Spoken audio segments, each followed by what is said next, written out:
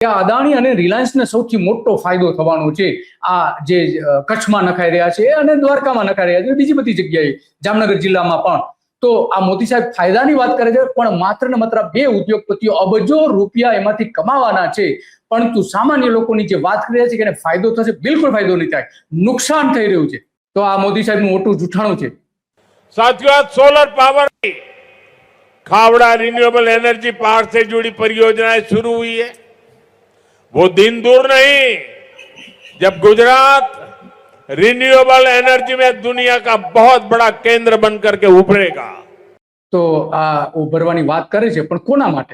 માત્ર બે ચાર ઉદ્યોગપતિઓ માટે, જેનાથી આગળ કોઈ જ નથી, બીજું બિલકુલ દેખાતું નથી. અને એટલા માટે લોકોને બિલકુલ રસ નથી કે નરેન્દ્ર મોદીની સભામાં આવે. આ જોઈ શકીએ છીએ આપણે, જે વિડીયો જોઈ એમાં પણ સ્પષ્ટ પણ આપણે જોઈ શકીએ છીએ કે આ રીતે ત્યાં બસો મૂકવામાં આવી હતી મોદી સાહેબ માટે. અગાઉથી જ બસો મૂકી દેવામાં આવી હતી આટલા મોટા પ્રમાણમાં. ચારે બાજુ આપણે જોઈ શકીએ છીએ કે આગલા દિવસ જે સભા હતી એના આગલા દિવસે ત્યાં બસો બોલાવવામાં આવી હતી. 2000 આવી બસો મૂકી દીધી, પણ લોકોએ કોઈ ત્યાં રસ બતાવ્યો નથી મોદી સાહેબની સભામાં જવા માટે. સામાન્ય લોકો તો બિલકુલ નથી ગયા, જે કઈ થોડા ઘણા ગયા છે. આ મોદી સાહેબની જે સભા છે એ સભામાં કેવી પાંખી હાજરી છે